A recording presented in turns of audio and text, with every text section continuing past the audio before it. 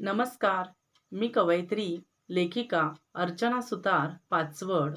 सर्वप्रथम गप्पा जगाच्या कविता अर्चनाच्या या माझ्या यूट्यूब चॅनेलवर आपणा सर्वांचे सहर्ष स्वागत आहे. मित्र हो, आज आपण रंगपंचमी या सणाविषयी, या उत्सवाविषयी सविस्तर माहिती आजच्या व्हिडिओच्या माध्यमातून ऐकणार आहोत. माहिती ऐकण्या अगोदर आपण जर माझ्या चॅनेलवर नवीन असाल तर चॅनेलला सबस्क्राईब करा आणि व्हिडिओ आवडलेस लाईक, कमेंट आणि शेअरही करा. तसेच शेजारील असलेलं बेल आयकॉनवरही क्लिक करा, जेणेकरून पुढील येणारे नवनवीन विषयावरील व्हिडिओ, कविता आपणास मिळून जातील. चला तर मग रंगपंचमी या सणाविषयी आपण माहिती ऐकूया. मित्र हो, नावातच रंग असलेला हा सण अगदी मानवी मनात रंगांची उधळण करत असतो. रंगपंचमी येणार म्हणल्यावर लहान मुलांना तर बरेच दिवस काही सुचत नाही. त्यांना हा सण अतिशय मोठ्या प्रमाणात आवडतो. कारण त्या दिवशी, रंगपंचमीच्या दिवशी एकमेकांच्यावर रंग उधळायचे, अंगाला रंग लावायचे. पूर्ण भिजेस तोपर्यंत दिवसभर अंगावर पाणी ओतायचं. म्हणजे त्या दिवशी पाण्याचा, रंगाचा पूर्ण धमाका चालू असतो आणि एकदम कसं सर्वांना मस्त वाटतं. वातावरण जे असतं ते प्रफुल्लित होऊन जातं. आणि लहान मुलांनाच काय, पण मोठ्या माणसांनाही रंगपंचमी खेळू वाटते आणि मोठी माणसंही या उत्साहात सहभागी झालेले असतात आणि त्याचा आनंद घेत असतात. असा हा आपला रंगपंचमीचा सण, की समस्या कुठल्याही असतील त्या टेन्शन, काळजी, दुःख विसरायला भाग पाडणारा हा सण म्हणजे रंगपंचमी. अगदी खेळत असताना रंगांची जशी उधळण होते तशीच मनाचीही उधळण होते. आनंदाला कोणाच्याच इथे पारावार उरत नाही. जसे डोळ्यांना अनेक रंग पाहून, खेळून मन भारावून जाते, तसेच जीवनातही रोजच असेच रंग माणसाने भरभरून, खरंच रंगांप्रमाणे जीवनातही असेच रंग ओतले पाहिजेत. बघा ना, या सणाच्या अगोदर होळी, धुलवड होऊन जाते. अगदी होळीसुद्धा किती छान असते बघा, की सर्व काही जीवनातील संकट, दुःख, राग, द्वेष, मत्सर, कुणी एखाद्यानं केलेला आपला अपमान, पुन्हा जीवनामध्ये आलेली निराशा, आळस, दारिद्र्य, आपण हे होळीमध्ये प्रत्येकानं जाळून टाकायचं असतं. धुलवडीप्रमाणे, रंगपंचमीप्रमाणे आनंदानं जीवनात रंग भरायचे असतात. असे हे आपले सण आपल्या मनाला वेड लावून जातात. अगदी भर तापलेल्या उन्हात उन्हाळ्याच्या सुरुवातीलाच हा सण साजरा केला जातो. उन्हाचा तडाखा कमी व्हावा आणि थंडावा मिळावा यासाठी एकमेकांच्या अंगावर रंग टाकून किंवा नुसते अंगावर पाणी उडवण्याची या सणाच्या निमित्ताने रीत आहे. लहान मुलेही या प्रसंगी विविध रंगांची चूर्णे पाण्यात मिसळून ते पाणी पिचकाऱ्यांनी भरून एकमेकांच्या अंगावर उडवायचा आनंद घेत असतात. मित्र हो, तिथीनुसार फाल्गुन वद्य पंचमीला प्रामुख्याने रंगपंचमीचा उत्सव एक प्रकारचा हा सण म्हणून साजरा केला जातो.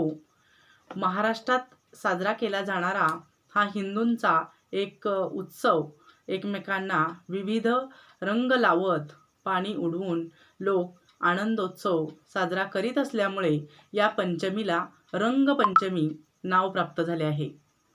रंग उडवण्याचा हा उत्सव महाराष्ट्रात फाल्गुन वद्य पंचमीला साजरा केला जात असला तरी उत्तर भारत वगैरे ठिकाणी मात्र होळीला म्हणजेच फाल्गुन पौर्णिमेच्या दुसऱ्या दिवशी साजरा केला जातो.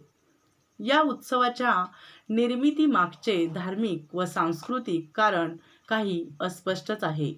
परंतु मित्र हो, वसंत ऋतू, मदन, नववर्ष, जीर्ण झालेल्या सृष्टीच्या शक्तीचे नूतनीकरण करण्याचा यातुविधी इत्यादींशी हा सण नक्कीच निगडीत असावा. धर्मसिंधू या ग्रंथाच्या मते फाल्गुन वद्य प्रतिपदेला वसंताभराचा उत्सव सुरू होतो. द्वितीयेला शेंदूर, गुलाल, चंदन, बुक्का वगैरे उधळून आनंद सोहळा साजरा केला जातो. हा उत्सव सध्या प्राकृत लोक वद्य पंचमीपर्यंत साजरा करतात अशी माहिती ही ग्रंथात दिली आहे.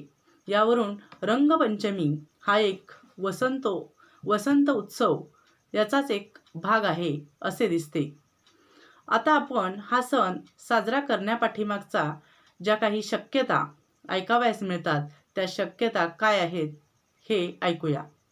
मित्रहो, पुराण कथेनुसार शंकराने फाल्गुन पौर्णिमेला मदनाला जाळले होते. त्यानंतर त्याने अनंग रूपाने त्याला पुन्हा जिवंत केल्याचा आनंद व्यक्त करणे हे देखील कारण या उत्सवाच्या मागचा हेतू असल्याची शक्यता आहे. आता दुसरी शक्यता काय आहे? पौर्णिमांत मास मानण्याचा परिस्थितीमध्ये होळी पौर्णिमा ही वर्षाची अखेरची तिथी ठरल्यामुळे होळीनंतर नववर्षाच्या स्वागताचा उत्सवही असण्याची शक्यता आहे. तिसरी शक्यता आहे जीर्ण झालेली सृष्टी होळीमध्ये जळून नष्ट झाली असून आता नव्या सृष्टीचा उदय झाला आहे असेही या आनंदोत्सवातून सूचित केले जात असावे. चौथी शक्यता आहे लग्नानंतरच्या पहिल्या वर्षी सासरवाडीकडून जावयाचे हे 12 सण साजरे होतात. त्यामध्ये रंगपंचमीचा हा अंतर्भाव आहे. या दिवशी नववधूला केशरी रंग उडवलेली नवी साडी सासरच्यांच्याकडून मिळते. पाचवी शक्यता अशी आहे की मराठ्यांच्या कारकिर्दीत सरदार वगैरे प्रतिष्ठित लोक रंगपंचमी मोठ्या उत्साहात साजरी करत असत असे म्हणले जाते. असे शाहीर वगैरेंच्या वर्णनातून दिसते.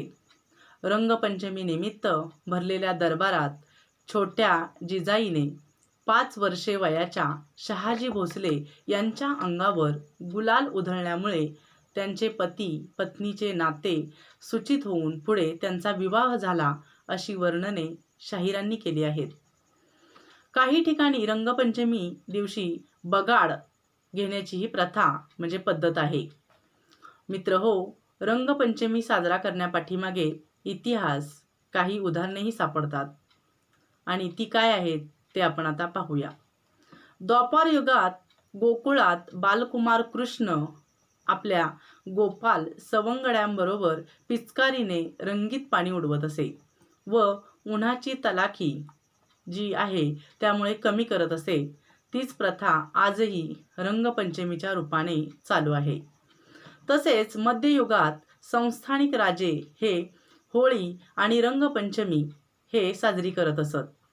तसेच राधा आणि कृष्ण यांनीही या दिवशी एकत्र रंग खेळण्याचा आनंद घेतला असेही सांगितले जाते. म्हणूनच काही लोक या दिवशी राधा आणि कृष्णाच्या मूर्तीचेही पूजन करत असतात. मित्रहो, रंगपंचमी हा सण संपूर्ण भारतामध्ये साजरा केला जातो. चला तर मग आपण भारतामधील जी ठिकाणे आहेत कोणती आहेत ते पाहूया. उत्तर प्रदेश देशाच्या काही भागात या लोकप्रिय सणाला धार्मिकदृष्ट्या महत्त्व आहे. वसंत पंचमीच्या सणाला किंवा ह्या दिवशी होळीशी संबंधित लोकगीते गायली जातात. वज्र प्रांतात कृष्ण आणि बलराम होळीच्या सणाचा आनंद घेत असत असे मानले जाते आणि असे मानले जात असल्याने उत्तर प्रदेशात होळीचा आनंद घेण्याला धार्मिक महत्त्व आहे. आता हरियाणा या भागात दुलहंडी असे या उत्सवाला म्हणतात. दीर आणि ननंद यांच्यासह रंगांच्या खेळाचा आनंद घेण्याची पद्धती येथे प्रचलित आहे. मध्य प्रदेशात होळीच्या निमित्त गायल्या जाणाऱ्या गीतांना फाग असे म्हणतात. राधा कृष्ण, राम सीता, शंकर पार्वती या देवतांना उद्देशून रचलेली फागगीते तिथे प्रसिद्ध आहेत. या गीतांची उत्पत्ती बुंदेलखंड येथे झाली असे म्हणले जाते. शिवमंदिरात जाऊन भाविक विशेष उत्सवी पूजा देवाला अर्पण करतात. मित्रहो, आता आपण रंगपंचमी साजरी करतात तर त्याची सद्यस्थिती काय आहे हे पाहूया. रासायनिक रंग निर्मिती फार मोठ्या प्रमाणावर सर्वत्र आता होताना दिसते आहे. रंगांच्या निर्मितीमध्ये अनेक प्रकारचे रंग निर्माण केले जातात. तेच बाजारात विक्रीस येतात. सर्वत्र ते वापरलेही जातात. परंतु अलीकडच्या काळात असे निदर्शनास आले आहे की रासायनिक रंगामुळे त्वचा विकार होऊ शकतात, केस राठ होऊ शकतात, डोळ्यांमध्ये रंग गेल्याने डोळ्यांची दृष्टी जाऊ शकते किंवा डोळ्यांचे विकारही होऊ शकतात. त्यामुळे आता शासन नियम लागले आहेत, शासनबंदी आलेली आहे. शिवाय नागरिकांच्यातही लक्षात आल्याने अशा प्रकारचे रासायनिक रंगांकडे लोक आता दुर्लक्ष करू लागले आहेत. इको फ्रेंडली रंगपंचमी होताना दिसते आहे की कशी रासायनिक रंगांचा दुष्परिणाम पाहता नैसर्गिक रंग वापरून हा दिवस साजरा करण्याचे प्रमाणही अलीकडील काळात आता वाढलेले दिसून येते. या दिवशी भरपूर विविध प्रकारचे रंग खेळून आनंद घेतात. त्यामध्ये फुलांच्या पाकळ्या, मेहंदी, गुलमोहराची पाने, टोमॅटो, हळद, डाळीचे पीठ, बीट अशा नैसर्गिक पदार्थांपासून रंग केले जातात. मित्रहो, आजच्या धकाधकीच्या जगात सण वार उत्सव साजरे करण्यास अनेकांना वेळ मिळत नाही. शारीरिक, मानसिक, कौटुंबिक, वैयक्तिक, आर्थिक, भावनिक ताणतणावामुळेही काही लोक उत्सव साजरे करत नाहीत. त्यामुळे ताणतणाव कमी होण्यापेक्षा वाढताना आपल्याला दिसतात. आरोग्य, आयुष्याचा विचार करता एक संस्कृती म्हणूनच नव्हे तर दीर्घ आयुष्यासाठी सर्वांनी दुसऱ्यांना त्रास होणार नाही असे सणवार उत्सवात भाग घेऊन आनंद उपभोगला पाहिजे. कारण हे जीवन मित्रहो पुन्हा नाही, सर्वांनाच माहीत आहे. लहान मुले तर खेळतातच, तरीही ते प्रमाण आता दिवसेंदिवस कमी होताना आपल्याला दिसत आहे.